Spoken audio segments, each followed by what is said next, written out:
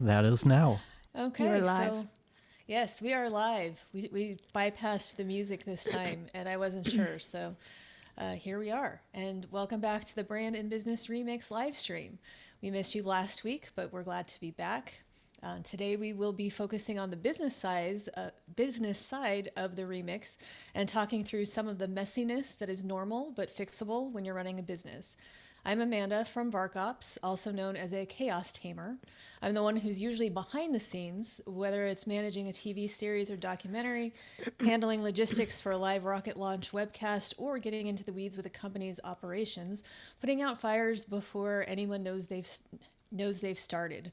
I feel like I've seen it all. And the main motivation for starting my company, Aardvark Girl, back in 2015 was to help other business owners find clarity by showing them how to build systems that actually work and save them from future avoidable headaches. Now, partnering with Jesse and Tara at Tansy Aster Creative, the brand and workflow parts of the remix, we're able to help these business owners with even more. I'll let them talk more about that. Tara or Jesse, whoever wants to introduce themselves first. I'll go ahead and start. I'm Jesse. I'm the one she just referred to. I'm with Brand and Business Remix. I'm the audio person. I'm the AI integrations and implementation person, nerd, whatever we want to call me, the robot. There's lots of nicknames, especially coming from Tara, but that's what I do.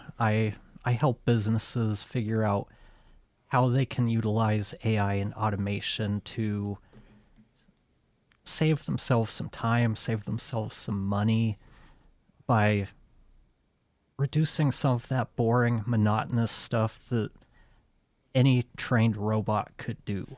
So that's what I do, and we'll pass it over to Tara to learn a little bit more about what she does and see if she has any other names to call me. Tempting. Well, I'm Tara. I'm the brand strategist storyteller here at Brand and Business Remix. They often call me the creative one, and they call themselves the robots, but they're not actually robots. They do have feelings. It's true. I've spent the last 15 plus years helping ambitious underdogs build unforgettable brands, from startups changing lives, actually, nonprofits changing lives, startups can change lives too.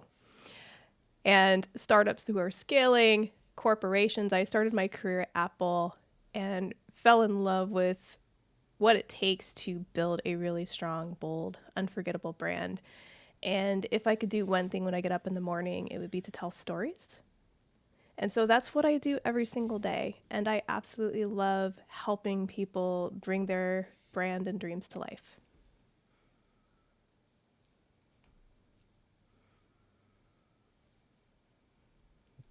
That's what we do. That's why I was we're Brand and Business Remix, and Amanda is leading today, so we will hand it over to her. Hopefully you don't crash the car today. Crash the car? Why would I crash the car? Well, just that awkward silence when she was finished. We're trusting you with the keys to the car today. Well, no, now I'm just going to sit in silence and let everybody feel awkward. Why not? Yeah. I think I was testing to see if you remembered to unmute yourself this time before you spoke, and you did. So there you go. Now I To will be do my fair, best. that wasn't a lack of remembering. It was something with the way things were programmed when we changed scenes. It muted me, but No, we've we got don't that like figured to, out.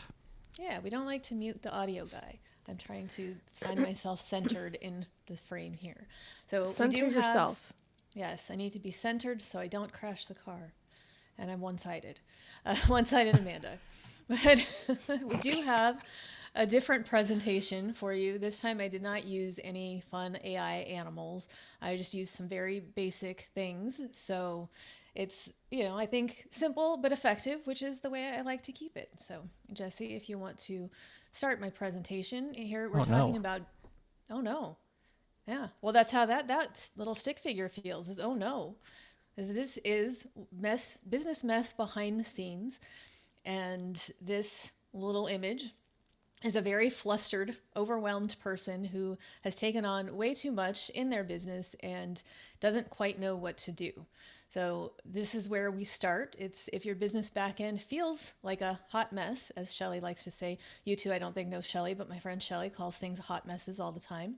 You're not broken. You're definitely not the only one. As I've mentioned, I've seen chaos, I work in chaos, and we're not here to judge, we're here to fix it. But to fix it, we have to get into what's not working. And what's tricky a lot of times is that people tell me they don't know what's not working. Or they know, but they don't know how to explain it. So there are a lot of reasons for that. And I think the biggest one is that most founders are in survival mode. They got the business going, they just kept it going, they're kind of running full speed, they're not sure what's happening behind them, just that it's a mess. So they're doing what they need to do to keep the train moving, but what's happening behind all of that is maybe not as put together, as organized, as smoothly flowing as we would like it to be. And like I mentioned, when you run a business, you're wearing a lot of hats. We all have lots of different roles that we're playing. We are running the business, so we do whatever it is that the business does, whether that's offering services or products. But we're also doing all the admin, and we're doing the marketing, and we're doing the sales, and we're doing all of the different things. So when you have that much responsibility, the admin stuff doesn't usually feel very urgent. It's kind of that stuff that you put aside and you think, oh, I'll get to that when I have time. It's the stuff you don't want to do.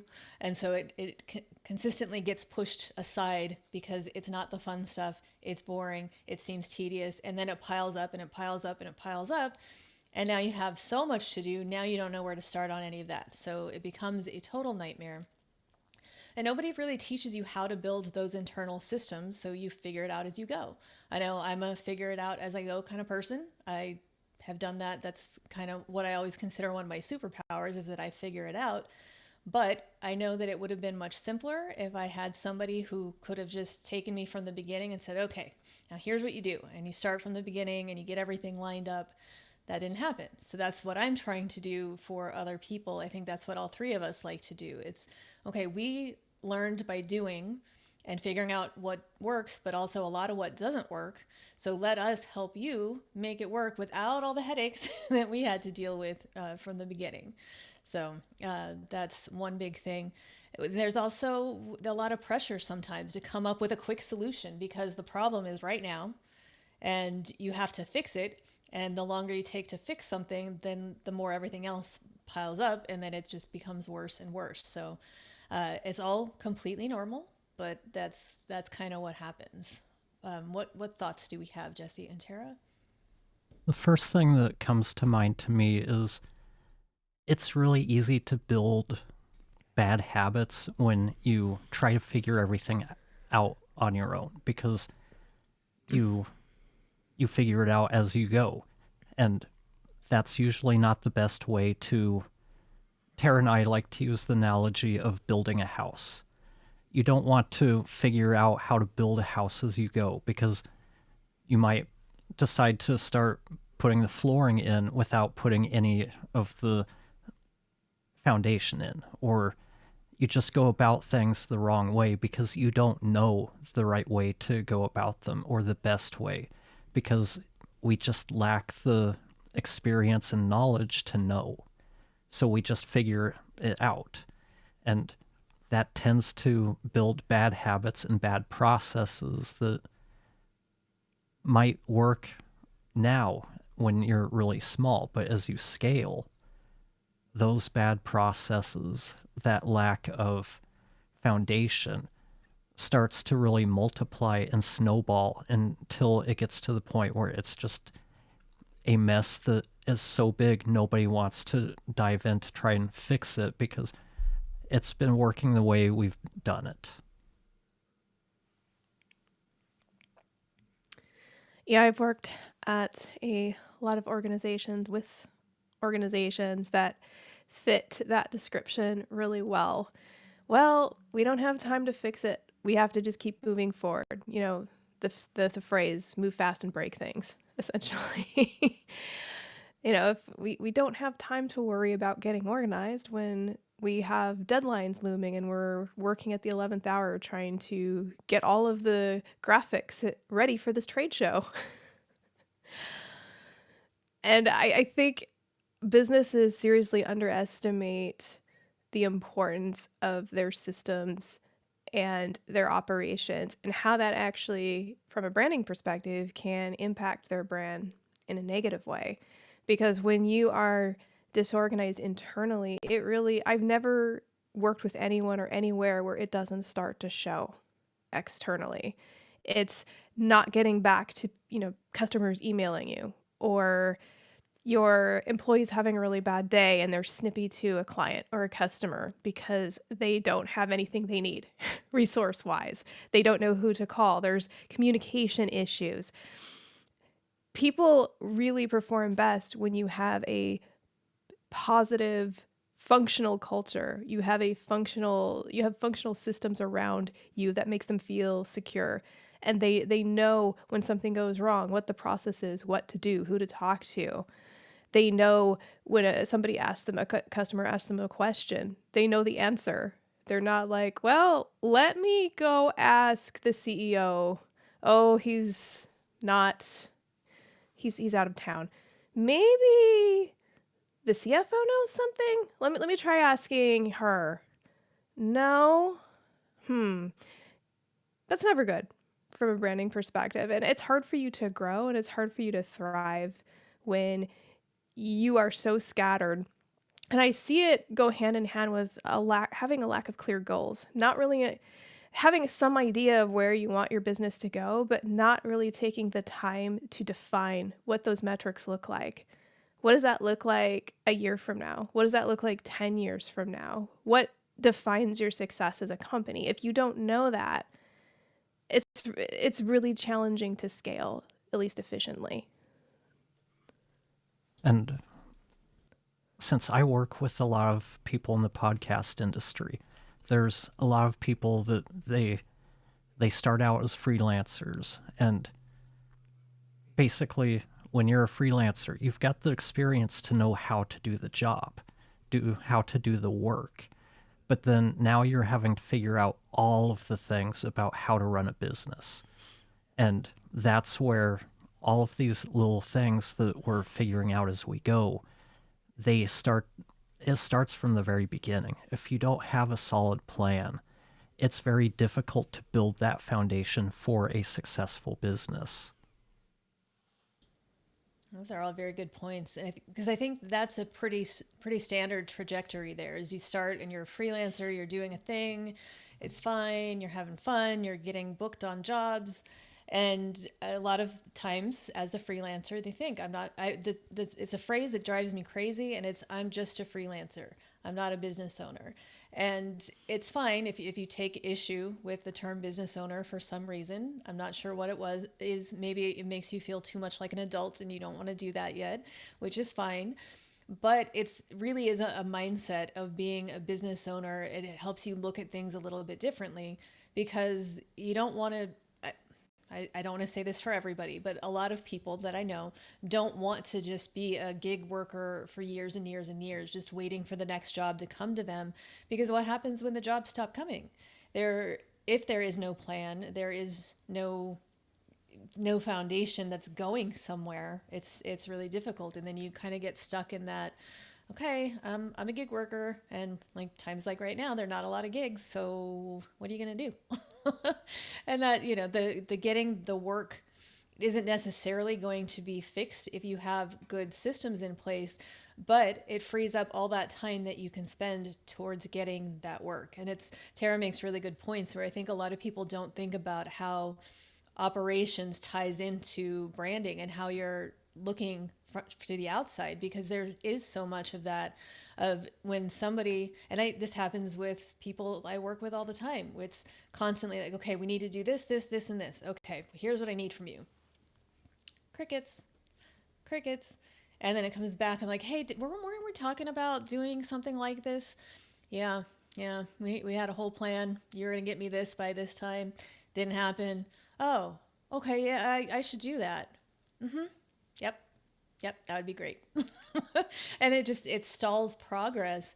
But what's happening is I'm not the only one. It's their customers, like you said, are getting poor responses, whether that's attitude problems because people are feeling overworked and they snap at somebody, whether it's they're just taking forever to get back to somebody. And a lot of times that means that the person who hasn't been gotten back to, I don't think that's proper English, but I'm going with it, has moved on. They're like, okay, well, I'm not getting what I need from this company. They don't value me. They're not prioritizing me. So I need to move on to somebody who does. They're not looking at you and saying, oh, well, their systems behind the scenes are a mess. I don't want to work with them anymore. It's just that it translates to their experience with that person or that company. And that's another really bad effect of being disorganized. And one of the things I see that unfortunately happens a lot is, excuse me, I'm phlegm throat this afternoon, is that the finger pointing starts. So an email comes in and they don't get a response, and it becomes, well, that was so-and-so's, job to answer that email. Well, no, it wasn't. That was your job. Well, no, it was Frank over in accounting's job to answer this email that came in. And people just bounce it around, and I see so much infighting and not enough focus on, well, how do we solve the problem of when people are emailing us or trying to contact us because they want to work with us and they're not getting a timely response? How do we solve that problem? Let's come up with a system so this doesn't keep happening. Yeah, those people want to give you money. They're like, hey, I want to give you this money. And you're just like, yeah, it wasn't that important. I'm going to pass it along over to Frank. But that's the thing with that culture of copying 8,000 different people on an email. It's great. There are times when I love to be copied on things that is just for visibility so I can stay on top of what's happening. And I know that it's not my responsibility to do certain things, but then I can see the conversations. And if there is something that affects me, then I can jump in. But that goes back to that clear, defined roles and communication with people. So, okay, if there are 6 people on an email chain, well, who is tackling the to-do items, the action items? If people don't know that, and everyone on the chain is assuming that somebody else is handling it, that means that nobody is handling it. And then you're going to get that email back from the client or prospective client and saying, hey, just checking in. I haven't heard back from anybody. And then if you still don't talk to each other because that's just not what you do, then the cycle continues. And eventually, again, the person goes bye-bye because, like, if I'm giving you money, I want to feel like I'm getting value in return. I don't want to feel like I'm being pushed to the side. And one of my main, I don't know what it is, rules in how I operate, I'm not sure, but I don't ever want somebody waiting on me. If I have to wait on somebody else, fine. I'm a patient person, but I don't ever want to be the person that's holding things up. And that's a very important thing to me in the way that I run my business. But again, it's easier for me. I'm one person. So if I get an email, I know I need to do it. But I often work even though my business is me, I work on teams with other people, sometimes all within the same company, sometimes it's scattered and a bunch of different people from a bunch of different companies. The communication chain is the same. But really having that discussion at the beginning of a project, of a job, of whatever it is, to clearly identify, okay, here's what we're going to do. This is what you're doing. This is what I'm doing. And have a system. No, people don't love the word system, but they serve a purpose. I'll move on to the excuses. So the people that want help and they aren't quite ready or that's what they say. So we'll move on to our next slide, the excuses. And these are things that I hear from business owners all the time. I'm too disorganized to get organized. I'm embarrassed to show you how bad it is. I don't have time to ask for help. And that all makes sense to some degree because they feel valid to you. Okay. But the too disorganized to get organized thing, it always reminds me of when somebody cleans their house before the house cleaner comes. You're paying the person to clean your house So why are you cleaning it before you pay them to clean it for you? I've never really, and it's that pride. It's the embarrassment. I don't That want is it. somebody to see how messy my house is. So I'm going to do a little quick clean. So when they get here, they're not going to judge me for how messy I am. When you know that that person, that's their job, and you know that they've seen way worse than your house, but it ties in. It's the embarrassment. Tara, you have some thoughts there.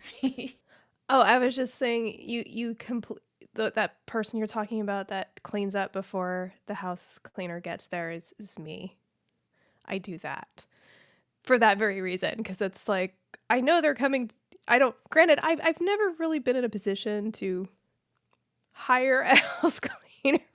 I think there was like one period in my life, but it was that thing. It's like, well, I feel a little embarrassed. This is a little messier than I'd like it to be, so I'll just do a little bit so it's not totally gross for them. Yeah, I want to be more helpful to them, make it easier. I think a lot of people are like that, and because you take a lot of pride. I think a lot of people either take or want to take a lot of pride in where they live, and it's the same with your business. I mean, that to me, my business is a big, huge, important part of my life. So I want to give it its best, its best.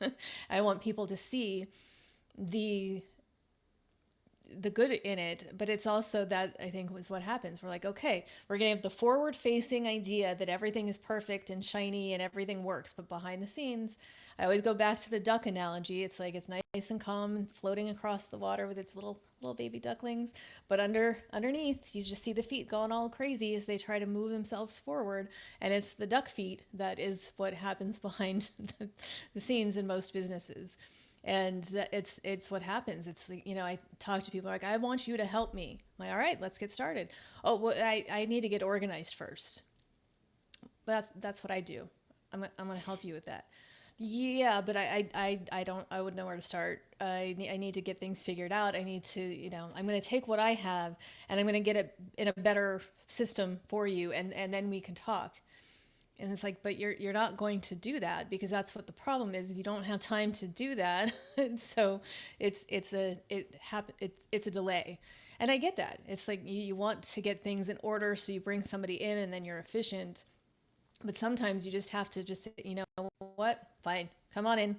Check out the mess, wear your gloves and your mask, and don't breathe anything. But and I'm saying that metaphorically, of course, because, messy systems don't necessarily have an odor to them. They might. I don't know. I don't have one of those systems. But it's the embarrassment is there, the not wanting somebody to see how bad it is. I think gets in the way a lot of the times, because you don't want, it's like social media.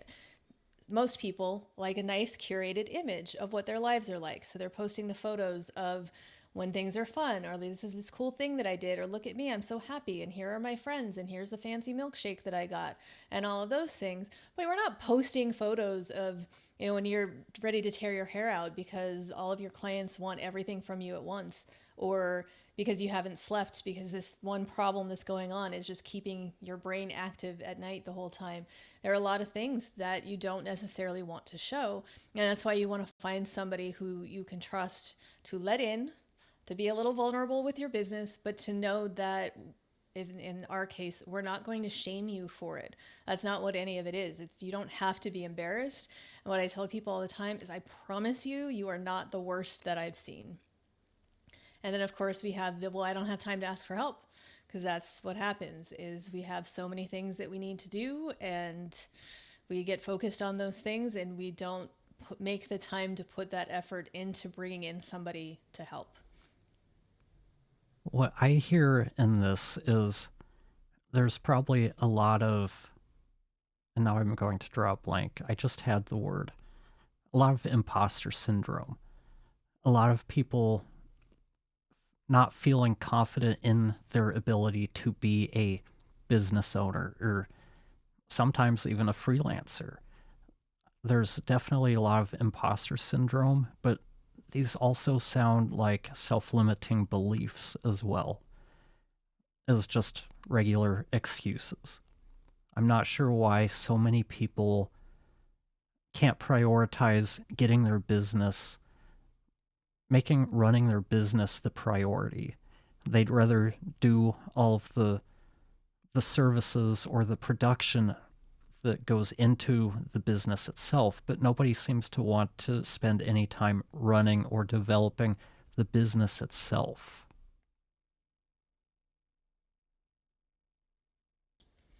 Yeah. And I work with smart, capable people every day. It's, I don't think getting in a situation like that is because you're not smart or because you don't know what you're doing. It's because you're really good at some things and you have built a business around those things and it's growing.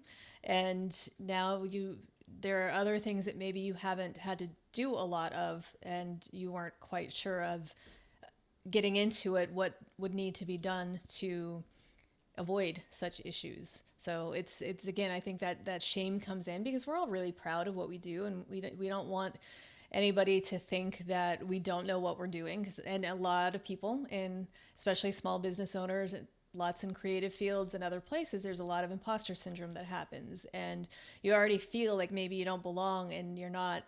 I'm just a freelancer. I'm not a business owner. I don't know how to run a business. I just know how to do what I do. And, I don't always buy it. I think you do know what you need to do. And it's just a matter of reframing the way you're thinking about it and realizing that, needing some help in certain areas doesn't make you any less than in any way. It's like me and branding. I don't know what I'm doing. That's why I have Tara. Tara makes it easy. You would laugh. I actually was on a client meeting today via Zoom, and in Zoom is there. I log in through Facebook, so it automatically pulls my profile photo. I'm not sure how, but like I had issues logging in with my email for a long time, so I had to switch over to Facebook. And one other person had a photo on their Zoom account. Everybody else just had their names. And my client was like, "Oh, Amanda, she's like so on top of all this social media stuff. Like, you should train us all on social media." I'm like, "Are you kidding me? I am the least social of social media people out there. I'm not the one to teach that." But I mean, if that's the impression that having a photo on my Zoom profile makes me good at social media, I'll take it. But there are a lot of things that I am not good at. And I think it's great when I can hire somebody who is good at them to make it look like I know what I'm doing. And I think that's one of the things we talked about with the leadership stream a few weeks ago about how good leaders, they know they can't do everything themselves. They want to hire the team or the people to help them in the areas they don't enjoy doing or don't have skills in. Most people aren't going to want to be their own accountant because they don't have that skill set. That applies across the board, but it seems like it's easier to justify hiring an accountant versus hiring someone to help organize the business.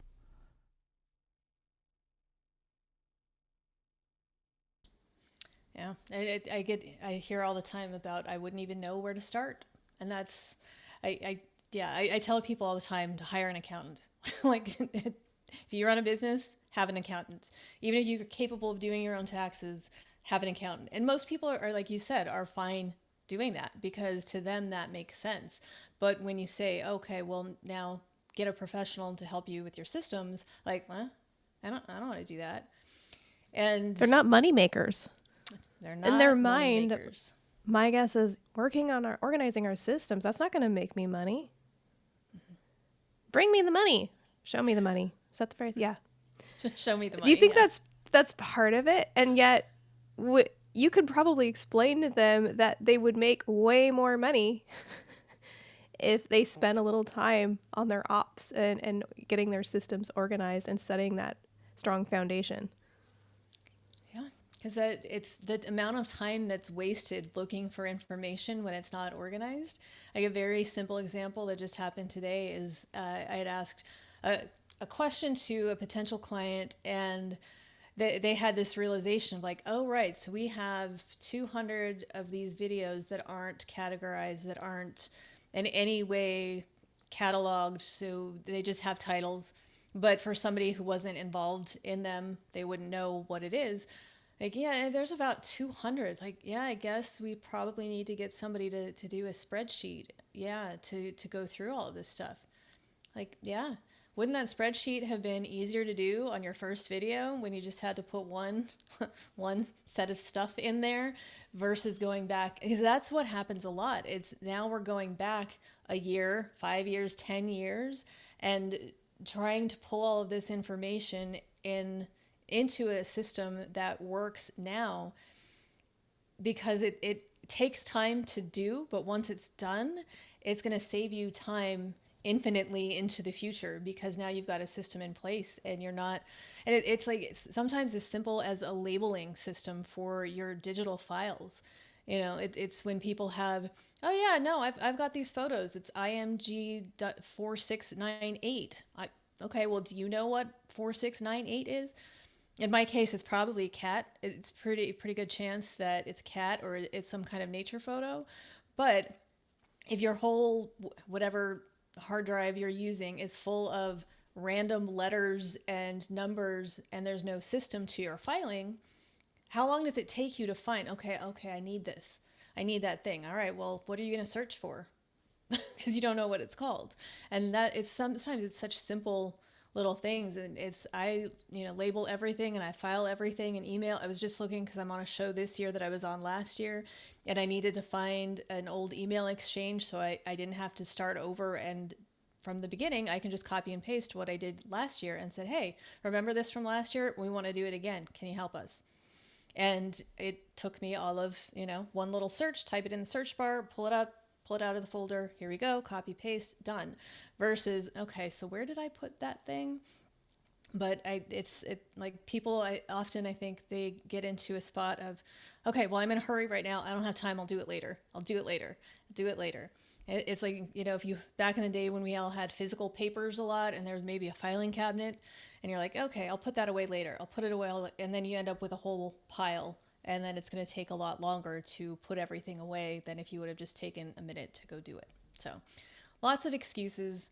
A lot of times just it's more of that. It's, well, okay, I need help, but what do I need help with? Where do I start? How do I get help?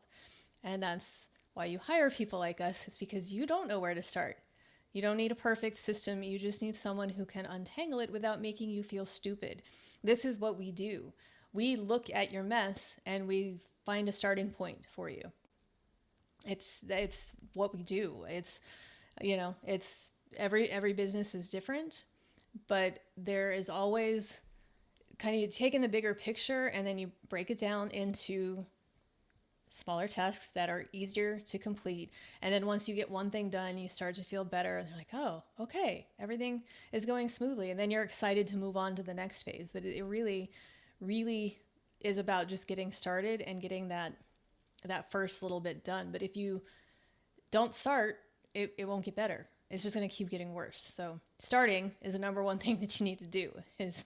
And also you mentioned something that made me think about the whole idea of when people feel better hiring for professional outside help. And there are times, I think, again, when the ego comes back into play and somebody might think, okay, well, I want to work with a big agency. I want to, I want to have this great marketing campaign and I'm going to hire these people and they're going to, make everything great. So they hire the big fancy agency. And there's nothing wrong with big fancy agencies. They're big fancy agencies for a reason. But big fancy agencies have a lot of people, a lot of steps that have to go through, a lot of their own processes that you have to do. And a lot of times what happens is you get templates. So they're giving you the same solutions that they gave to 17 other companies before you because it's proven to work, right? Well, hey, this worked for this company, so we're just going to replicate it. We're going to replicate it. We're going to keep going. But you're not those 17 companies. And I know for me, I don't want to be lumped in with everybody else. Use the track record, the proven track record of things that work. Absolutely. Use your expertise to tell me what I need. But when you work with smaller groups, like, just individuals in certain things, we really, really like to customize what we do. So we're not going in and saying, look, this worked for this company, so we're going to apply it to you and you're going to be good to go. You're going to just do everything that these other guys did or these other people did. it doesn't work because I say this all the time. Like our brains don't work the same way. So what works for me might not work for Tara, might not work for Jesse. You know, my system involves getting started early in the morning. We know that doesn't work for Tara. She'd be like, nope, not doing it. And her system might be like, all right, well, you're going to do your best work at 1 o'clock in the morning. And I'm going to say, nope, that is not how I'm going to do my best work. But it's really taking it as one specific step at a time. Like, what is it that you need and how can we help you with that? And not necessarily just try to push you through the system and just say like, okay, well, you know, here's step 1, step 2, step 3, and then you're done. Like we really want to get to know you and your business. Cause that, I mean, it starts with the branding, right? Like it's a whole, who are you? What are you trying to represent? But it moves on into the workflow and into the overall business operations. It's who are you? What do you want to do? How does this work for you? Like, let us get to know you and let us help. That's what we try to do. Bueller, thoughts? Anybody? I'm talking a lot. I need some water. I agree. I really don't have anything else to add to that. I think you summed it up pretty well. You did. Been talking all day and you're making me talk more. All right, we'll move on. See what slide number 3 says. Oh, this woman just exploded is what happened. Oh no, that's Ooh, not good. She looks like she vomited, like upwards. Straight. Uh-huh. Vertical projectile. That's a new one. But yeah, it's, you know, there's a lot that's happening, and people, like I said, often have this idea that's like, what am I doing wrong? It's, you know, I'm not doing well. I should be doing better.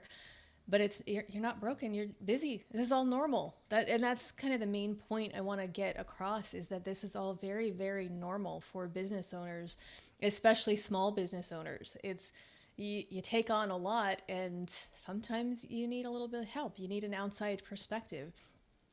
I mentioned all the hats, and you're juggling everything. So you've got your client work, your finances, your marketing, your admin, and of course, with all of that, things get messy, especially if you dare try to have a personal life on top of all of that. You know, lots of stuff going on.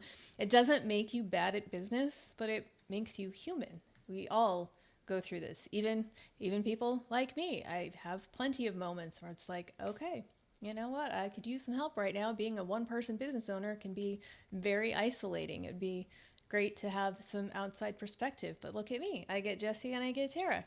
I get outside perspective, and it makes things much, much better. Most small business owners are just trying to keep the wheels on, and that's you're doing what you can as you can, and that's kind of what happens. I think we kind of mentioned this before, I think in the previous one, but we prioritize client work. Client work comes first because they're paying you. And you want to take their money and you want to give them a good service so they keep coming back to you to give you more money. And that means you're putting all of your time onto this client work, and you're not paying attention to the systems, because I keep saying it, because systems sound boring and you'd rather be doing anything else. And people tend to not put any thought into these kinds of things until they become overwhelming. It's okay, there's this little thing, it's fine, I'll figure it out. Okay, there's a little thing here. Okay, it's fine, I'm gonna figure it out. There's another little thing, it's fine, I'll figure it out. It just gets worse and worse and worse, because every little thing piles on, and then that's when it comes to that word, that overwhelm, which is what I hear a lot of times. It's like, yeah, I love what I do, but this whole running a business thing is just so overwhelming, and they're not sure where they went wrong, what they need to do. It's just kind of, okay, I'm feeling stuck right now. And then they just kind of sit, okay, I'm stuck. Don't know what to do to move forward. Don't want to go backwards, but I'm out of duct tape. I've already used it all. What am I going to do? So it's finding those quick fixes just to keep up with what you're doing. And those quick fixes and those Band-Aids, it's, like you've got a leak under the sink and you're going to throw some plumber's tape on it and it's going to stop it for a minute. But it doesn't stop the leak. It just stops the water from coming out into whatever is around it. Eventually that tape is going to wear out, and then you still haven't solved the problem. You want to fix the leak so there's no more need for the plumber's tape. I don't know where that example came from, but maybe it's because I've had a lot of water issues in housing, and so you always fix the leak. But it's a good example of do-it-yourself versus hiring a professional, and the value of hiring a professional.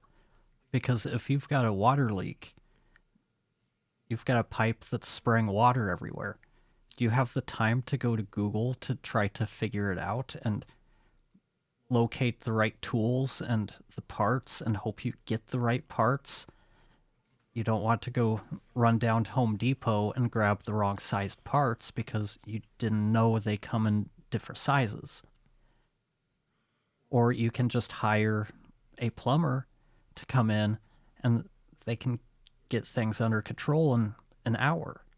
You might spend all afternoon trying to fix this. All the while, that water is piling up, and by the time you get it done, you've got 4 feet of water. Now you have to do some water. There's some remediation to get rid of the water. You've got to do some drywall repairs. You have to get everything dried out so you don't have mold. All because you didn't want to pay a few $100s to have a plumber come in and do it. I was in a live stream and I somehow ended up in a hardware store and my bathroom has water damage and I'm kind of stressed out. What's going on? Well, when he couldn't We think figure of it the out word, as we go. yeah, and when he couldn't think of the word remediation for some reason, I was thinking you could do water aerobics, and that might be making a positive. That's making lemonade out of the lemon. It's like, okay, well, there's this lake going on in the bathroom. I'll just do some water aerobics while it's going on. But that Moral is, of the I don't. story. Go on. I was just gonna say that the time that I don't think if you DIY, you can only go to Home Depot one time. You're always going to take multiple trips. Like the time that I thought it would be a good idea to change my own garbage disposal.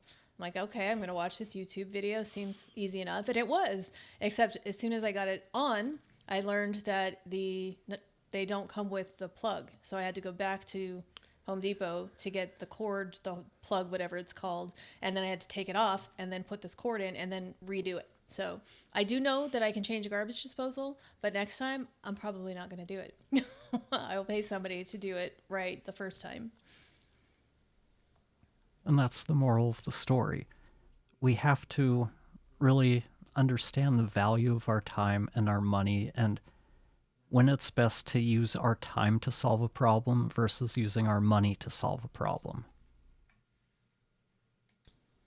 All right. So what exactly is chaos? Let's go to our next slide. This is chaos. From the UK. And you thought you were stressed out before. I know. Mm. Now you've got money. Ooh. Well, it would be great if the money bags were flying at us, except I think the illustration here is that the money bags are flying right past us. They're not even coming to us. Not even the money bags, but the little bills there too. And apparently gift, somebody tried to give you a gift and you just threw it away. I'm not sure. I just thought this image kind of represented chaos in the work thing. It was the closest I could find that fit in the whole theme of the rest of it. So here we are. But here are I always need to know if you're one of those people who has 10,000 unread emails and 2,305 unread text messages. I don't know how you do it. I think I mentioned it. I probably will mention a lot because those little red circles, they drive me crazy. That's why I keep notifications turned off, but I seem to be the minority there. I've seen clients who have those overpowering inboxes who are the inboxes are full of important information that's being overlooked.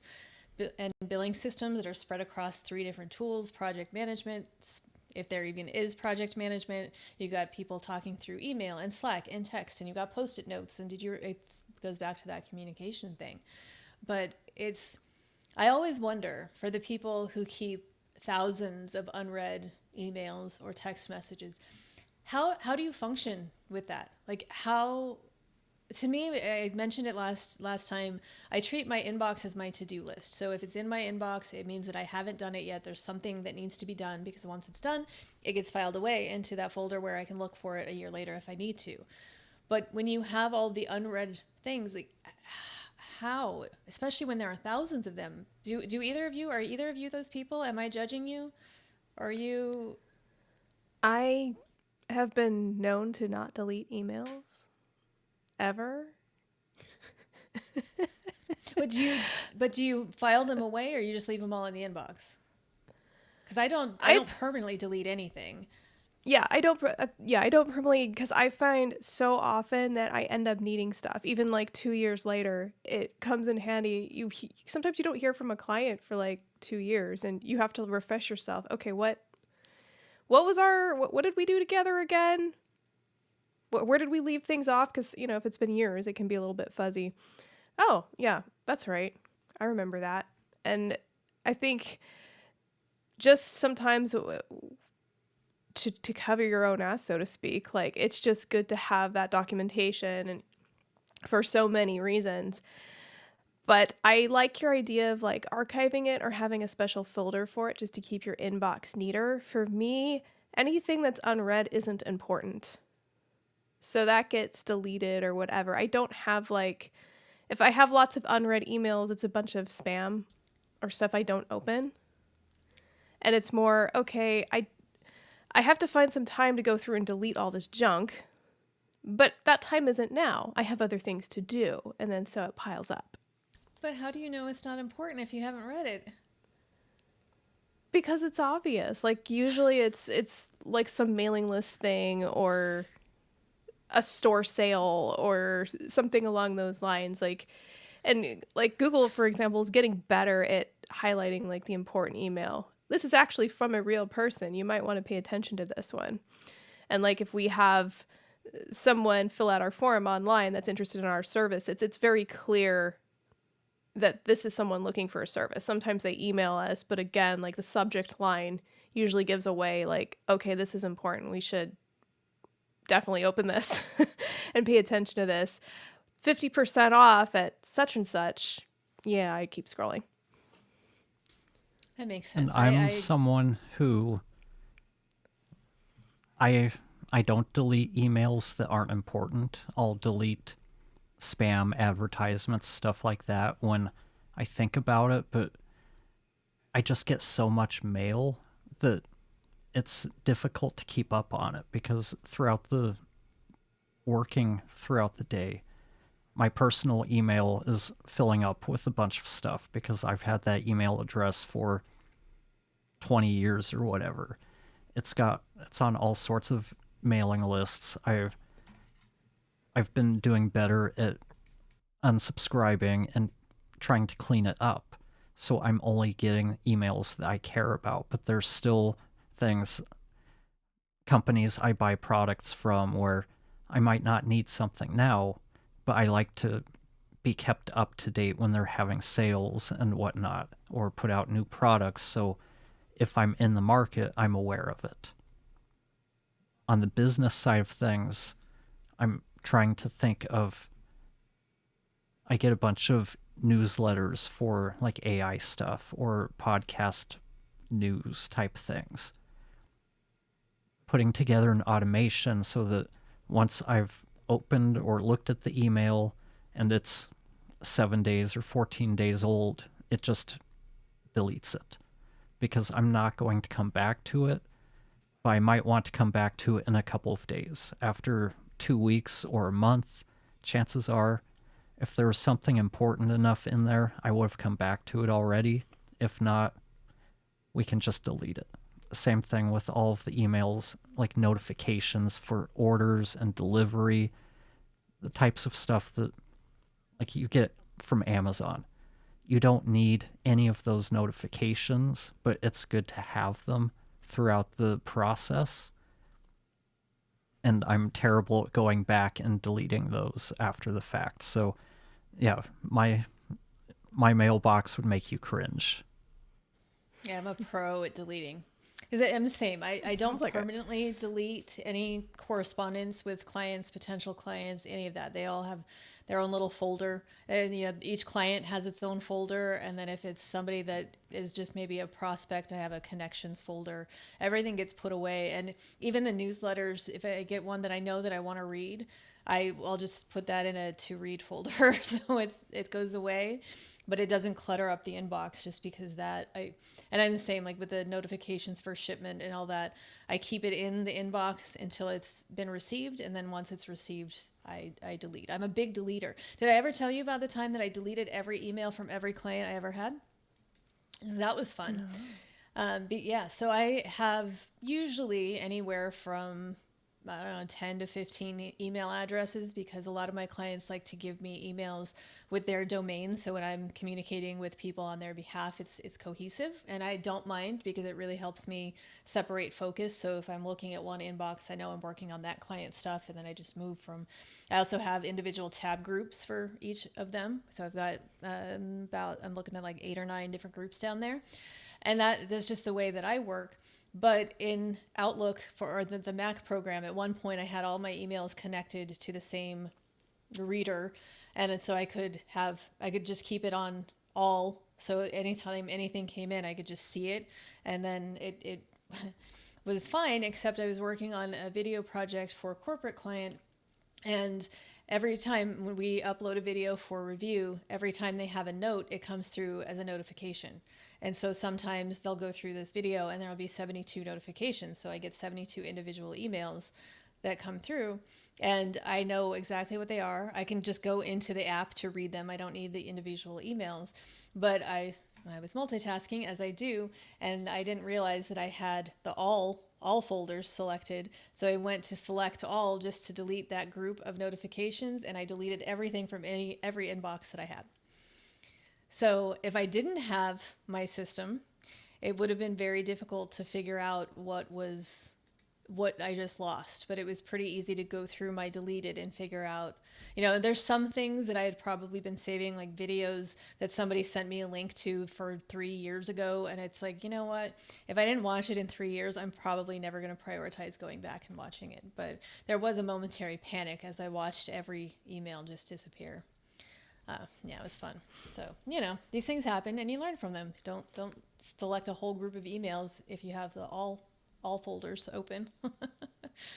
So if you want your inbox in tip-top shape and to have someone come in with a vacuum and literally suck up all of those pesky emails away, Amanda is your person. She will get your inbox. She will make it a thing of beauty. She'll have things color-coded and labeled, and she'll set up really nice folders for you. So everything is easy. I bet she's even a master at setting up rules to make your email do whatever you'd like it to. Oddly, no. I think Jesse would be much better at that, because he Okay. mentions these automations for deleting things, and yeah, I know that rules exist, but that's something that I've not focused time into. I don't know. And again, I think that it's a perfect example of sometimes we think that our way just makes sense because that's the way we've been doing it, but then you learn about this other way that things can be done, and it's like, oh, yeah, I could have saved a lot of time if I had that rule in place or whatever it was. But that's what happens. We just do as we go. We're all different, and that's why when we work with clients, we figure out how to work with them. We don't try to force our way on anybody, because like we just talked about with the email, everybody approaches it differently. Everybody has different quirks, and we accept that. We're not going to judge somebody for doing something differently than we would do it. That's part of life, and we try to find the ways we can work with you to improve your way of life. I have lots of quirks. I like my quirks. They work for me. So some of these chaotic things that we're mentioning, and so no system for task management. So that could be as simple as your to-do list. Like, what do you have to do today? Yeah, some people are like, I just get to the office and then I just have a bunch of things to do. Okay, well, how do you prioritize it? I just do one thing and then something else comes in and I do that. So it's okay. So you're focused on one thing, but then somebody needs something else. So you shift focus from this to that, and then you get back to the other thing, and then you have to remember what you were doing and get back in that brain space. And then again, that could be a perfect way for you to function. There's some people who say that they function well in mess. They like clutter, and they don't do well in clean, organized spaces. So if that's you, I might not be the best one for you. But I don't like clutter piles. Don't like them physically. I don't like them digitally. No clutter piles for me. Nope. But I generally think that there should be some kind of system so you know what all needs to be done and by when. Like, giving things deadlines, even if you make up the deadlines for yourself, I think that can go a long way. There are other examples here of invoices spread across 3 different platforms.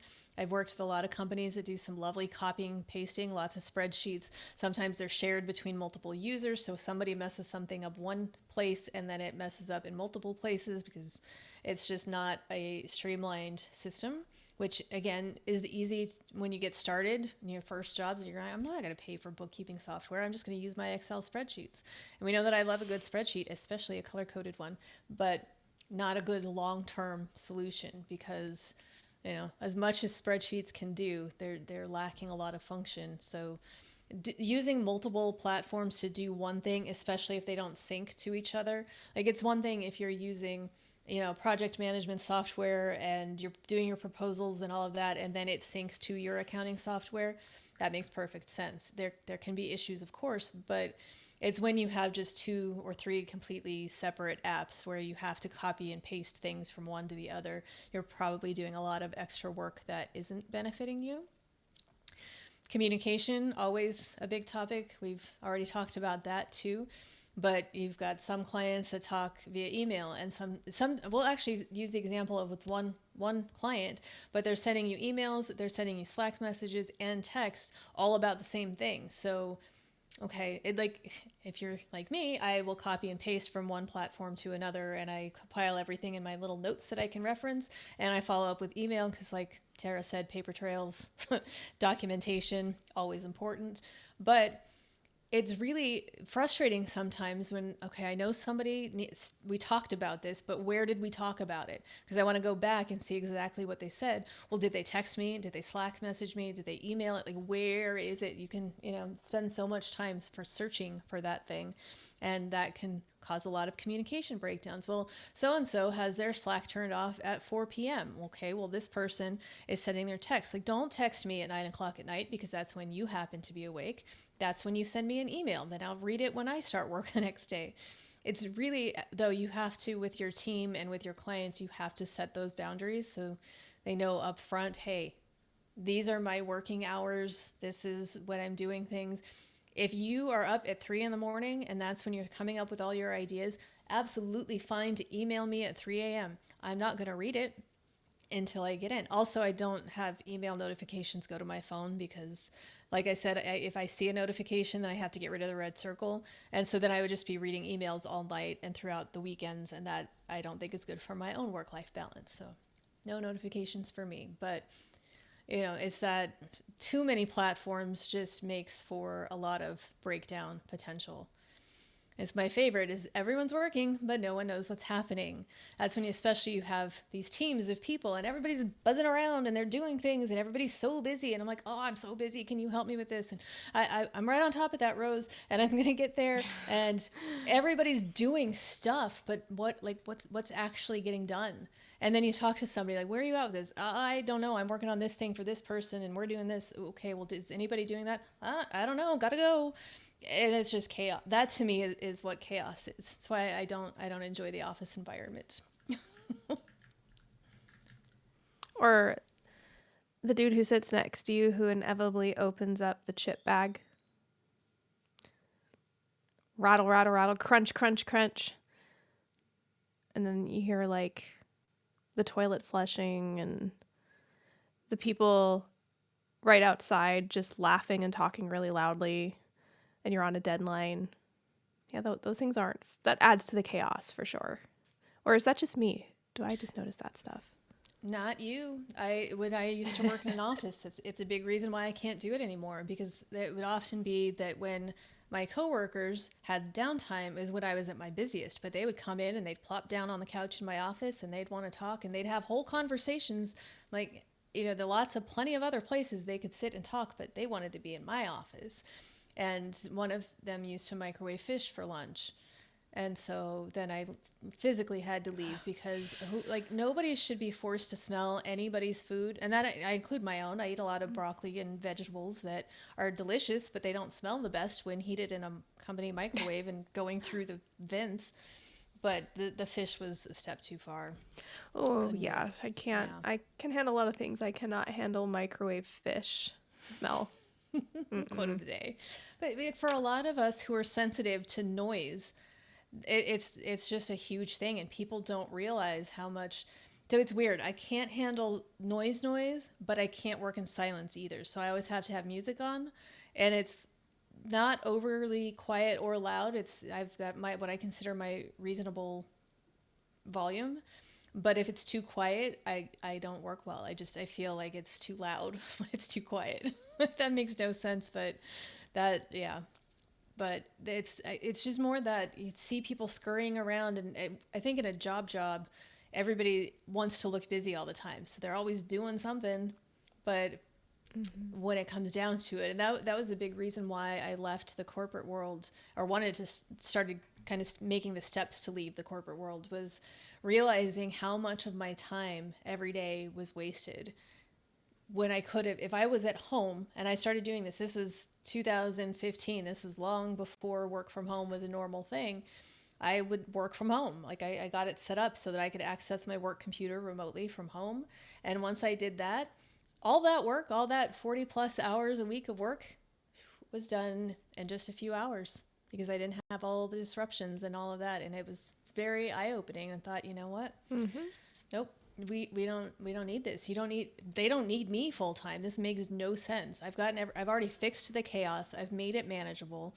And that's part of what this is. You make the investment in the beginning. It's going to cost you money. It's going to take some time. But once you have good systems in place, you can save a lot of money. You have a really good person in your staff already who's overworked, you can reallocate their time. You're going to free up a bunch of their time, either make them calm, or let them work on things that they want to. You're getting rid of a lot of that just nonsense time fillers that are not rewarding to anybody. But it takes time to get there, but the payoff is at the end. Because when I used to go start a new job, that was my whole thing, is okay, this place is a mess. I love it. It's a challenge. I'm going to fix it. And then I fixed it, and then everything was working, and then I was bored out of my mind. And I would always just think, like, man, they do not need a full-time person. I've got it set up so this can be maintained. Like, you don't need a full-time director of operations to do this. You could, and at the time there wasn't a such thing as a fractional anything. And it, to me, it just makes perfect sense. Like, you kind of spend that money to get things set up, and then you can keep them running efficiently and save yourself a lot of money long term. So it's like any investment. You kind of look at it as, okay, I'm going to spend this money up front, but what is it going to save me in time and money down the line? And that's why, sorry, I didn't mean to cut you off. That's why Amanda's worth her weight in gold, because you can hire her and let her clean up the mess, and then you don't need to hire a full-time person after that. She can save you that cost by just coming in and setting things up right the first time. So you can go on and scale and run fast and break things and do whatever you want to do. But now you have this nice system to fall back on, and your team isn't cranky at you because they don't know where to find anything. They don't know where any of, like, for instance, pretty much every company I have ever started at did not have an organized brand system. They did not have any of their assets organized. So more often than not, my job would be to come in and create a file management system for the marketing department, for the creative department. And I would talk to the creatives, and I'd say, okay, where does this live? Where does that live? All right, let's put everything here. Let's get a brand management system if the budget is there. Those are really nice. But when you're talking about like hundreds or even thousands of photographs and video files, and none of them are organized, and they would usually have them on like SharePoint, OneDrive, which was like, if you've ever had to use that for video or creative work, it's a nightmare to try and navigate it and find things. So that's a whole other thing. Like, working with someone to help you find the right data asset management system for you is key, because there are some that are built for example, creative teams, where you can not only type in, like, you can tag pictures that you have with, whatever the subject of the picture is and when it was taken, but you can actually have it alert you when its license expires.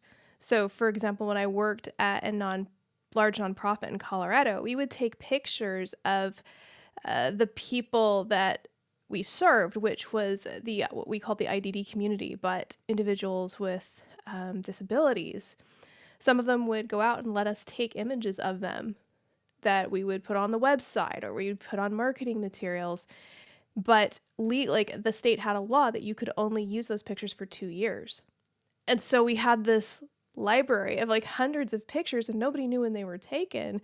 So that is why having a system in place is so, so important, because you can't, if you can only use it for 2 years, even if the person says it's okay, you need to know that. And then, so I'm a big proponent of hiring somebody like Amanda to come in and help you figure out how to get all of these things in order, because they really do waste a lot of time and they cost you a lot of money when they're disorganized and your filing system's a mess. It's tracking things like that, and those are perfect examples. If you're doing anything that involves licensing, like what is your process for tracking that? I work with a lot of voice actors, and when they do jobs that, voice actors, well, they'll say in the commercial world, they're based on 13-week ad cycles. So they get brought in to do a voiceover. They're allowed, they're basically licensing their voice for that 13 weeks or up to a year, however long they do it. But there are so many other people in play, because it could be like the end client and an advertising agency and a production company, and the voice actors kind of at the bottom of that whole rank there. So they've done their job. They were hired by a production company. Production company finishes. They send off all the files. Now the ad agency owns them, and they decide that they want to run it for another cycle.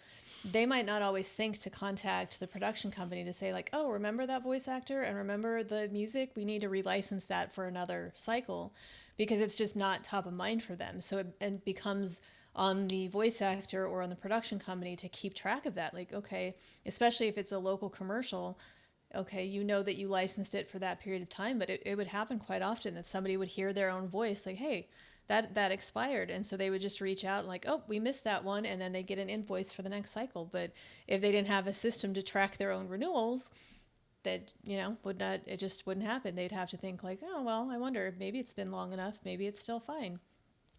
But it's even little things like paying your bills, and whether you're a business owner or just your personal bills. Like sometimes people they're not comfortable with auto pay, which, I get it. I don't know that I would do well without auto pay, but I take that back. I would be fine, because what I do anytime I subscribe to something, today there's a new software and there's a free trial, I subscribe and I immediately in my phone for, say it's a 30-day free trial, on day 29 I put multiple alerts in my calendar to remind me to cancel it, because that's how we get stuck all the time. It's like you sign up for that thing and then you forget to cancel, and then you've got, okay, well, I'll just use it for a month then, and then I'll cancel, and then it passes.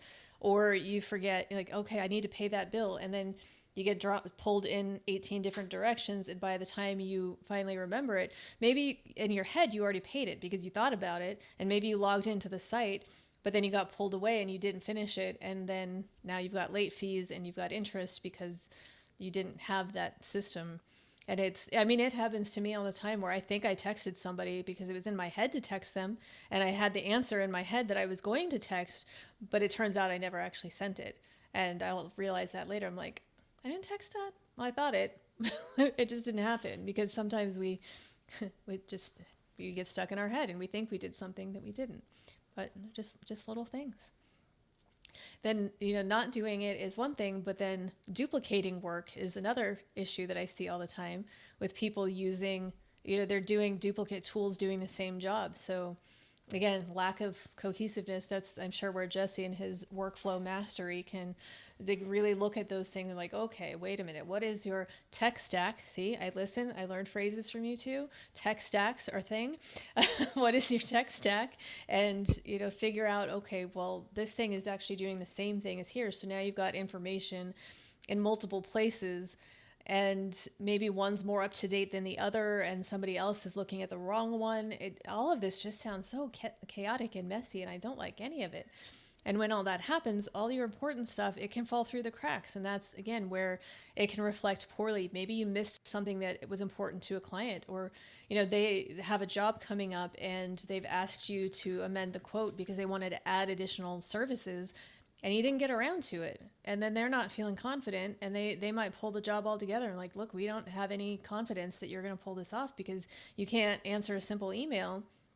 And that it's just bad stuff. And what you can also, though, get too involved in tools and then just constantly reinvent the wheel, which there is a lot of trial and error, because sometimes you think, okay, I'm going to try this platform. A lot of people like it. I think it's going to streamline the way that I work. But then you get into it and you hate the interface. And if you hate the interface, even if everybody else loves it, you're not going to use it. It's the same thing that we're all talking about, where it really has to work for you. And the system has to be tailored to what works for you, whether it's rational or not.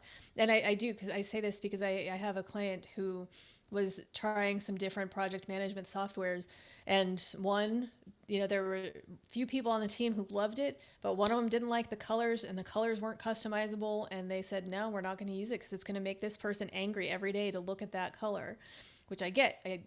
We can be triggered by colors and things sometimes. So it's, just something works for somebody or even a lot of people. If it doesn't work for you, it's okay. And you can own that. It's really just figuring out what is going to work for you. But at some point too, I also think that if you've gone through 17 different project management softwares and you're being nitpicky at this point, and there's like one little thing that maybe you don't like, at some point you kind of just need to pick a system and go with it, because every time you try to implement a new one, now you're starting over and you're getting further and further and further behind. So, yeah. I'm sure, Jesse, you've seen a lot of that kind of thing. Yeah, a lot of, and we've talked about this, you and me, that a lot of what you do and what I do, there's a lot of overlap because of just the tech stacks that people use, and the way that, especially with the prevalence of SaaS solutions these days, it's so easy to get a bunch of different tools that do similar types of things, that maybe you have one that can do all of these things for you. Maybe you don't need all of those. Just going through the processes and looking for the areas where there's efficiencies that can be gained or where there's waste. AI and automation, it's really not that fun. People think that it's fun and cool, but a lot of it is data management. A lot of the same types of things that you're doing. So, yeah, there's a lot of overlap there, and for most of the things on this list, automation can help people with quite a bit of it. Maybe it can't do all of it, but I'm sure it could save a little bit of time and money. Yeah, and then those money bags don't just float by, and you can keep some of them for yourself. Mm. Yeah, that's it. The last one on here, it's my favorite, is that nothing is documented and it all lives in someone's head. Because I think that is how most people function, or maybe don't function, but that's the thing. Because who wants to take the time to write down their processes? It's not a fun thing to do, and you're too busy doing the thing to write about how you do the thing. But it's, there are things called standard operating procedures for a reason, and it's much easier to get those in place when you're a small team, like when you're first getting started, that you can adjust as much as you want as you're going. But when you try, and you just think about it, when you bring somebody in on your team, because I think most people have a goal of being, getting more and more business to the point where you can now afford to pay somebody to help you with it. One of the biggest obstacles people face in that situation is that it takes so long to train somebody. That's always going to be there. But if you have some documentation, some videos, some ways, that just quick, okay, I'm going to do this little screen capture and I'm going to show you this is how I do this. that goes a long way. There, it's, you know, because people can watch that on their own terms. They can or own timing. They can reference things, and then you're not, when everything is just in your head. And I'm somebody who lives very much in my head. I could benefit from documenting more things, probably just to unload. Maybe if I did that, I wouldn't have such weird dreams, but that's a whole other topic. But it's that, when it's one thing when you're the only person, so you know what's in your head. Sometimes, maybe you don't always know what's in your head. That again goes to that whole, you know, do you have an inner monologue or not? But that's again another different conversation. But it's when there are 2 of you or 3 of you or 9 of you or 15 of you, it can't, the information has to live somewhere external that can be accessed by other people. Unless you're going to do a John Malkovich portal directly into your head, there has to be some way, some other place where it's documented. And that could be written, it could be video, it could be a voice note. Things, it's much easier now with technology to get information. You could record it into a voice note and have your AI transcription person robot transcribe it for you. All kinds of things you could do, right? Yes. Kara, did you have something about when I said it all lives in your head? You sounded like you might relate to that a little bit. It's just a phrase I've heard a lot. Basically, like, again, that example about the pictures that we didn't know, like, when the license expired, it was in people's heads. So we'd have to ask so-and-so because it lived in their heads, like many things. And it's something just coming on to new teams, especially, that you hear a lot. And I think, okay, if that's working well for you, but is it? Especially when new people can't find anything and they have to keep bugging you and being like, where's this? And where do I find this? And where do I find that? I find that just by going in and organizing all of those systems, it saved us a lot of time. Yeah, living in somebody's head, that's never what you want to hear. Like, oh, you need to talk to so-and-so. Okay, well, why? Yeah, that, I mean, that it just lives in his, oh, yeah, not great. Especially because, and you never know. Sometimes people lose what's in their heads. It's not a fail safe. So. Mm-hmm. So this whole slide, this whole discussion here, that's what chaos looks like. And now we're going to kind of talk about how to fix that chaos, what it looks like when your business has been remixed, which is what we do. We take your messy business, we remix it. And now it's a nice little operating thing. The wheels are all moving together. People are communicating. No more chaos. Just lovely.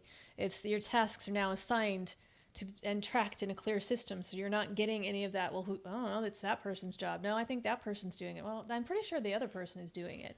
It's all assigned. It's tracked. There's probably deadlines that have been assigned to it as well. Your invoicing, it's centralized. It's automated. Everything is going through one place, and that's speaking to everybody. So you need to get your financial reports. Everything's in one place. You don't have to look through a bunch of different statements and spreadsheets and try to cobble something together. It's all right there. You know how much people owe you? It's all right there. What do you owe other people? It's all right there. It's all in one place. So whatever you need to know, you just log into one place and you look at it. That's obviously, I know I talk about bookkeeping a lot, but it makes me really happy when people go from that chaos to like, oh, yeah, this is great. Oh, I can do that in just a few clicks. What used to take me a day? Yes, you can. Communication, organized, so you know how you're communicating to who. And I always ask people, and everybody's different about this, but when I start working with somebody new, I ask them for their preferred communication style. And I do my best to accommodate that. And I hate it when it's phone, but some people have phone. And I have clients that they don't do well with emails, and we're not going to get anywhere with that. So if you need to hop on a call, that's fine. We'll schedule the call and we'll talk through it and we'll get you to where you need. Because there are times when actually speaking to a human, as much as that goes against what I think we all like to do, at least the 3 of us, there are benefits to actually just talking through a project with somebody instead of trying to write it all out, especially with all the miscommunication that can happen with tone and whatnot via email. Again, kind of communication always something that we want to be clear and organized.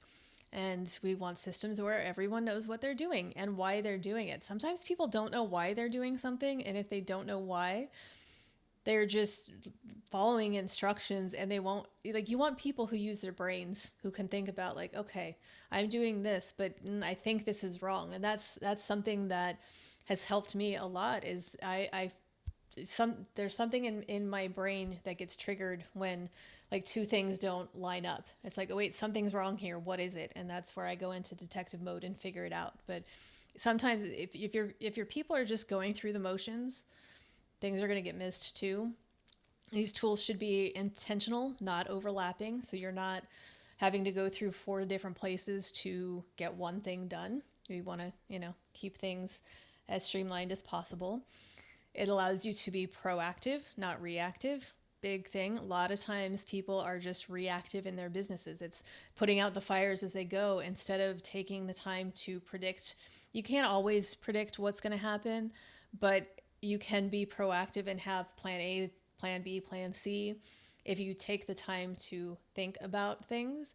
And when you have all this extra time and you know how things are running and they're efficient and they're smooth, you can start to really take steps to make things happen instead of just reacting for you. And that could be, okay, well, now I've got this extra time to focus on my marketing so that I have these new clients who are coming to me, instead of just reacting and being like, all right, well, I just better hope that somebody calls me because I'm now out of work. You want to be proactive as much as possible. You've got proven workflows that save time monthly. And we're always trying to give you your time back, because that time, we've talked about last stream, that time is money. And now you've got documented processes that are shared and easy to follow. So you can bring somebody in to help and get them up to speed way faster than if you have to try to pull everything that lives in your head and get it out there. So remixed business, cohesive, clear, calm, happy. Any other descriptors you would like to throw in there? No? No? Bueller. Everybody's making me talk today. Well, you covered everything. Hi. I think on this slide there's not a lot to follow up with. No. Okay. Well, It's what it looks like when Amanda gets into your business and puts her system out there. Like, you just run more efficiently. Your days are easier. Things are just easier for people. And don't we want things to be easier for us? We do. So, yeah. So we can either serve the people we love serving better, or in some cases, some people just want to make a lot of money. Yeah. This helps you do that. And that's what I always say, that my goal is to make your life easier, and that your is whomever I'm working with at that time. I want to make your life easier because that makes me feel good about what I do. Also, selfishly, I like to make it so that you can't live without me. You always have the option to live without me. I'm never going to hold you hostage. None of us are going to hold you hostage. We want to keep working with you, but if you want to take something and run with it, you're welcome to do that. But, we just hope at that point, maybe you refer us to somebody else so we can fix their mess and remix their business and then move along from there. But I just think it's just important. Like, people really, to me, it's very rewarding when you spend the time to work with somebody, especially somebody who is resistant for a long time and said, not ready, I can't spend the money, or I'm too disorganized and I've got to get things cleaned up before I can get you to clean things up. And then we get it done. And just, it's just so rewarding to me to see, like, all right, so how much money are you saving this month? Or how much time? I don't ask people how much money they're saving unless I need to, but it really comes back to the time for me, because time can be reallocated to so many places. All right, so we'll move along, and this is part of our business and workflow remix. And brand remix follows a similar path, but since I'm talking about business, we're not excluding Tara in this. It's just like Jesse said, our business and workflows kind of work very similarly. And we start with your current workflow, identify where things are breaking down. So that's kind of taking that snapshot of where things stand. So what are you doing? What are you using? Where do you feel things are going wrong? What's happening here? And we always kind of say that this is like business and brand therapy, because we want you to be on the proverbial couch and, tell us what's wrong. We're not going to ask you about your relationship with your parents. That's pretty much irrelevant here. But we want to know like how you're feeling about things, and more than just what's on the surface, because that's once we get a real understanding of what your goals are and what you want to accomplish, it brings the fuller picture together. So we need to have real conversations, not just, again, here's this template cookie cutter kind of solution that's worked for 12 other people. This is going to be, we need to get to know you individually or your team to understand what it is that's happening and what it is that you want to happen. So we start by just seeing what is happening. Then once we have that overview, we can start to pinpoint the tasks that are draining your time and energy. They're usually patterns. We find these patterns when we're talking to people about what they're doing and what might not be working as good as it could be. And sometimes we'll just start with the low-hanging fruit. It's okay, here's a very simple thing that we can just take care of right away, because you want to see results, and that some of the bigger things are going to take some investment, but we want you to have wins from the very beginning. So there are ways to show you what these solutions might look like and what will save you time the fastest, so you can then move on to the next pieces. Then we choose the tools. I say we, this is always more of a Jesse thing because he knows all of them. But we choose these tools, and that could be apps. It could be just in different types of systems. It could be the overall workflow. What is going to work best with how you think and how you work? Things that you will be able to maintain because it's like you came up with it yourself. That's the goal here.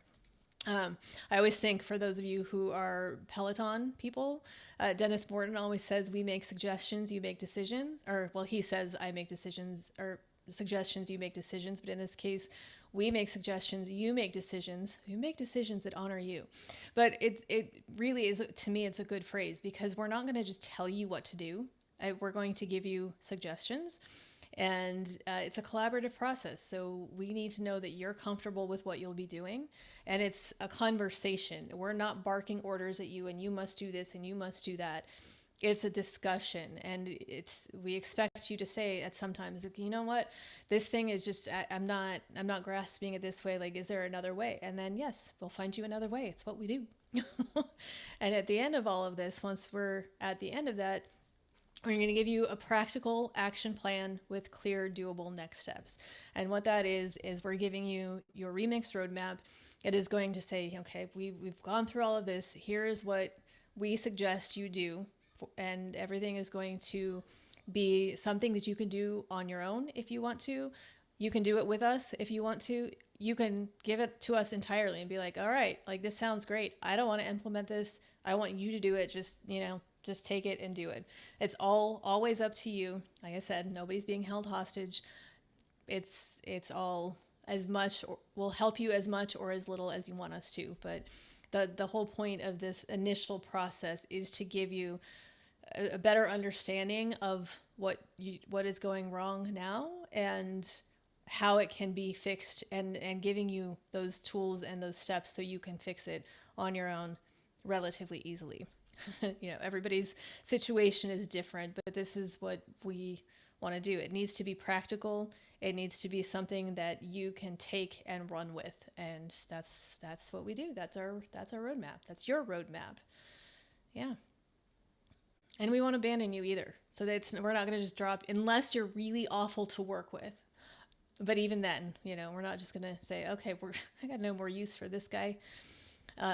Again, I always run back to the pop culture references, but that's my cousin Vinny, for anybody who doesn't know. But yeah, because it does happen sometimes, a lot of times actually, at the time when we're done and we're at the roadmap phase, clients are like, all right, you know what, you just do it. I see it now. It takes work. I don't want to put in the work. I want to go do my own things. So, that's where our fractional services come in. So you can have us on your team in whatever capacity makes sense. Even if it just means you want to run some questions by us every now and then, and do a little session here and there to make sure that you're comfortable with what you're doing. Jesse, Tara, let me drink some water, please.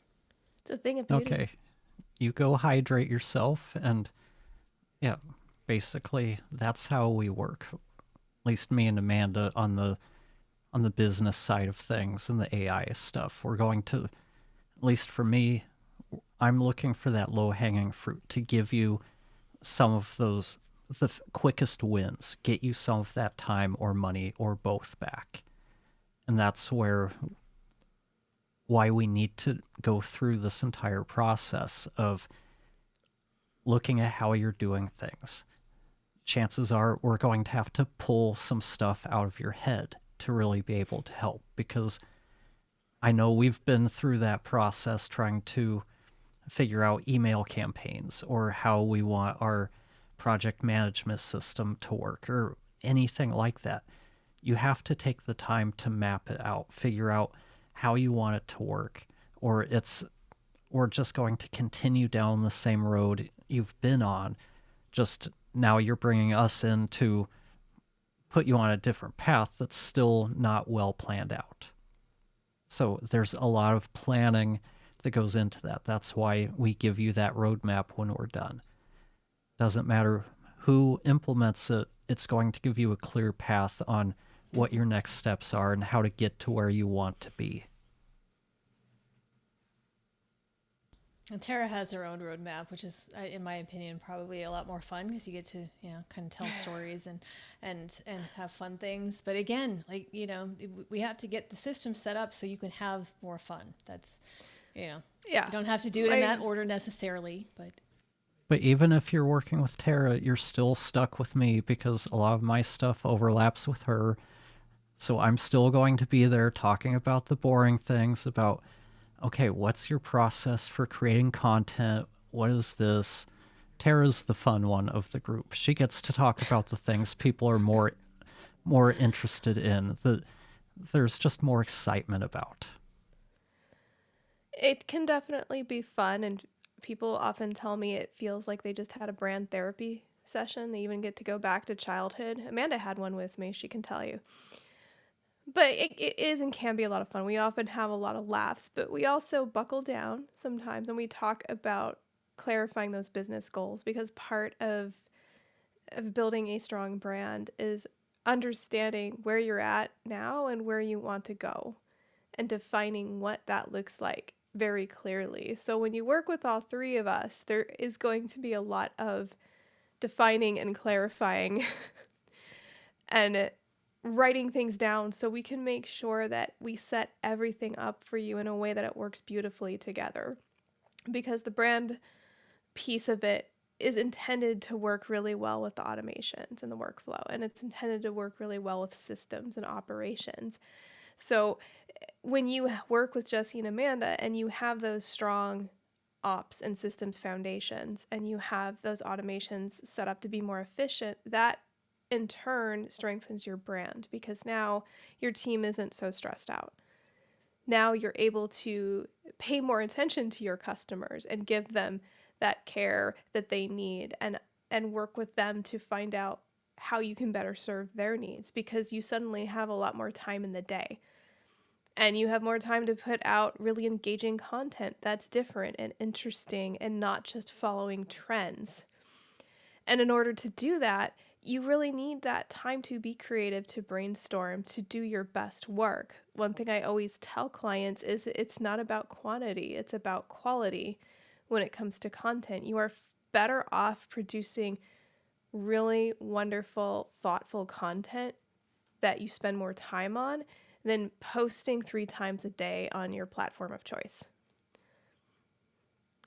The other thing is, every business that I know of needs time to interact with, build relationships, whether that's online or networking. And so part of that time that you're marketing yourself or promoting or growing brand awareness is building relationships with people, commenting on their posts on LinkedIn, for example, starting conversations. All of that feeds into your growth. And again, the systems that Jesse and Amanda set up make that a lot easier to do, because you just simply have more time and ability to focus on it, because that's the number one thing I hear from like every small business owner, every business owner I work with is marketing is the most challenging part of our business because we don't have time for it. We have no idea how to get leads. It's overwhelming. It's really time consuming. Like it's just really, really challenging. Like what do we do with marketing? It's too much for us to keep up with. And yeah, it is. It's a full-time job. It really is. And you're going to be able to have more time for quality marketing when you give yourself more time by being more organized and structured. So I like the organization. It does, it all comes together. And I think people sometimes don't see the bigger picture, how all of these things, the whole reason that it made sense for the three of us to work together for the brand and business remix is because the brand, the systems, the ops, all of that stuff together really gives you a fully functioning, business. Like it's the things, sometimes people will focus on marketing, sometimes they'll focus on one little thing, but you kind of have to look at the bigger picture. It's, like you can't, I was going to come up with some other analogy. I'm not going to do that again because I don't want to go out in the weeds, but there needs to be consistency, and systems are consistency, and that all makes, it just makes a difference. And one of my favorite things is, especially when I have a creative client, because creatives hate this stuff more than anybody. I don't like systems. I don't like structure. Boo, bad. Boo, boo. No, no, no.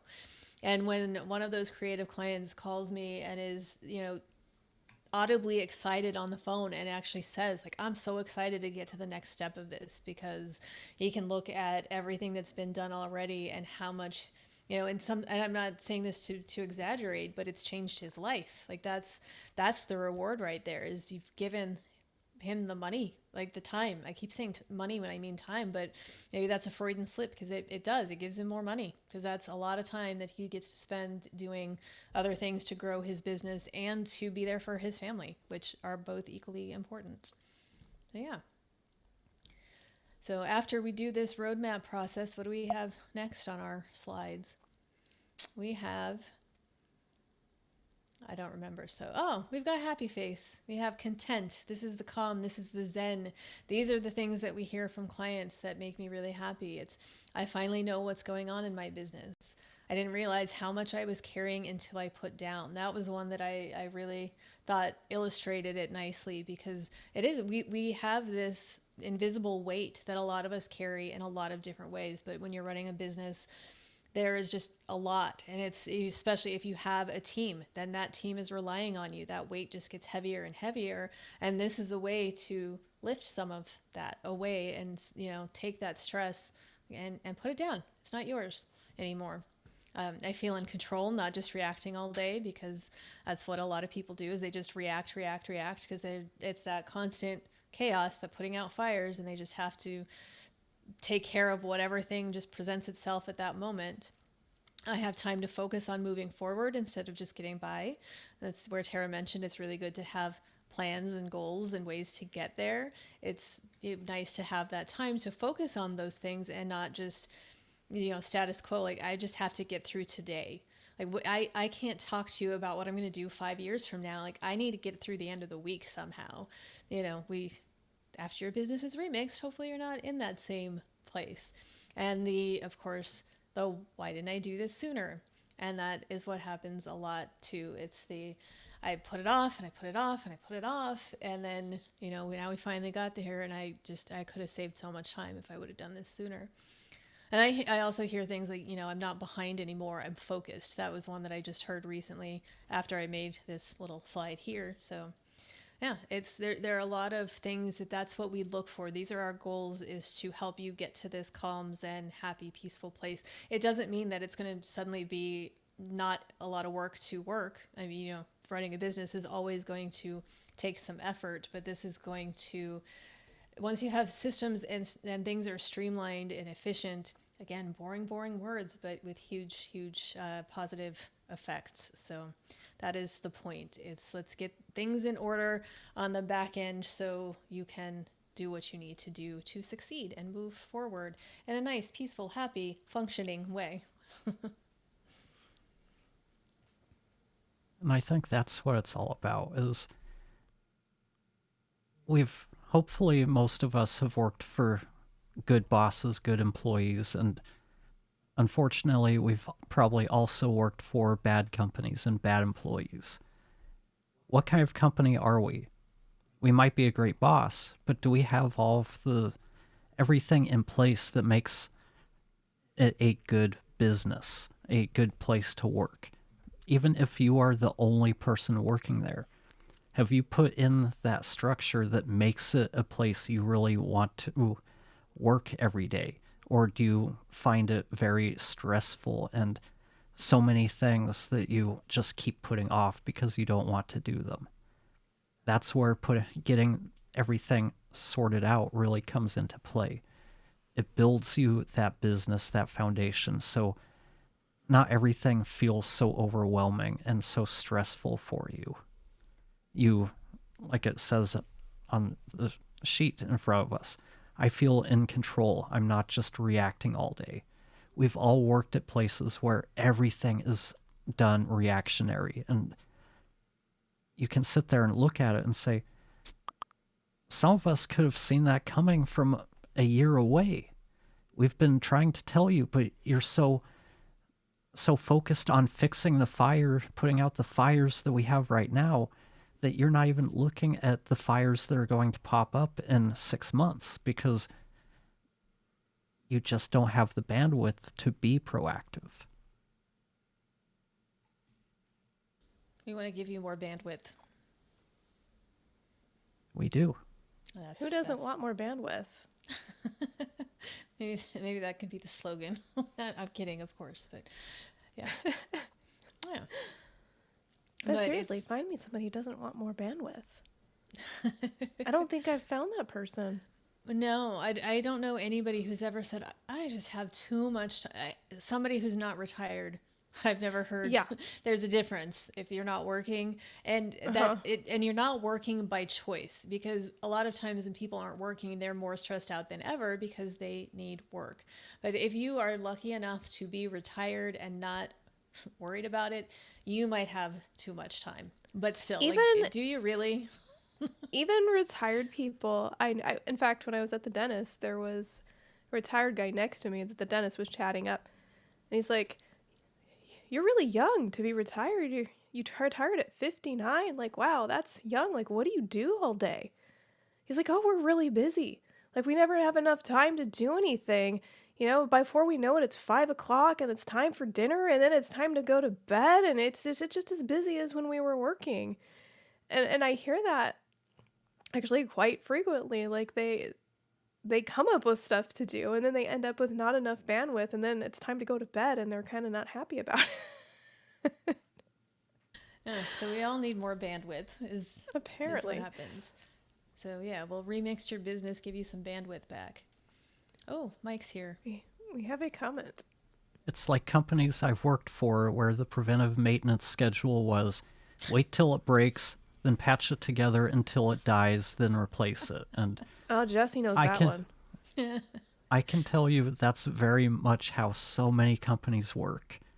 And in the long run, it costs you money when you operate that way. Preventive maintenance means you do things to prevent it from happening. You do stuff to keep things running smoothly. You don't buy a car and just wait for it to break and then you take it into the shop to, hey, what's wrong with it? Can you fix this? We don't do that. I'm hoping most of us take our cars in for our routine maintenance so we can drive the cars for 15, 20 years and get a lot of use out of it. I don't know, maybe the people who lease cars, they don't care about that, and those are the people that just have that opinion that we'll just wait until it breaks, then we'll fix it, and then once it dies, we'll replace it. I'd rather keep it up and running for life rather than having to replace it. Every time I take my car into maintenance, they laugh at me for how few miles I have on it.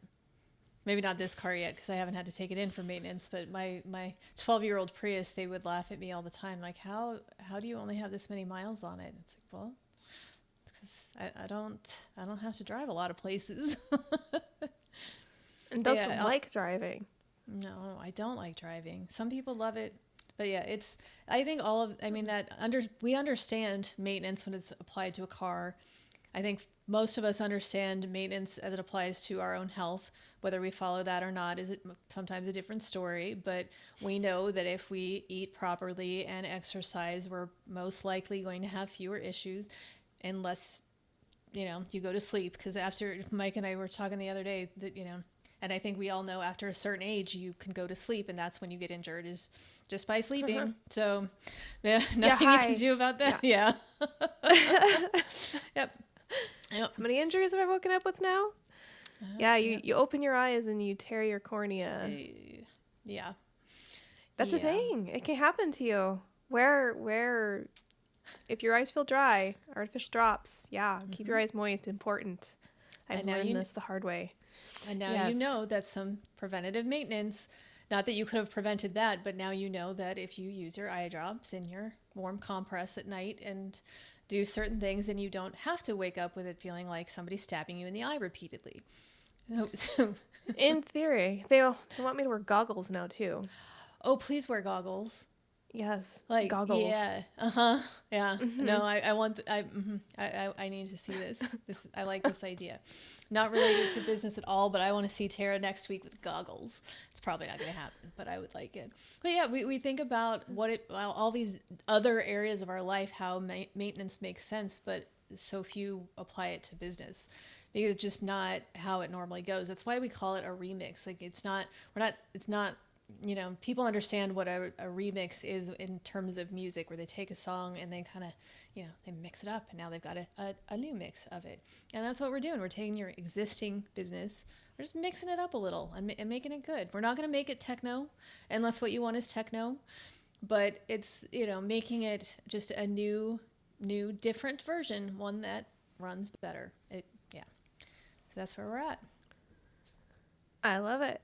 Yeah. So for next week, because we're an impromptu bunch, I thought that we could do an AMA now that we've all introduced ourselves and we've all talked about our little piece of brand and business remix and what we do for folks, that we could just have an open session where people can ask us whatever questions they want within reason. Preferably it's about AI integration, how you can utilize AI in your business, how you can better organize your systems, or any branding and marketing questions that you have, and we will sit here and answer them.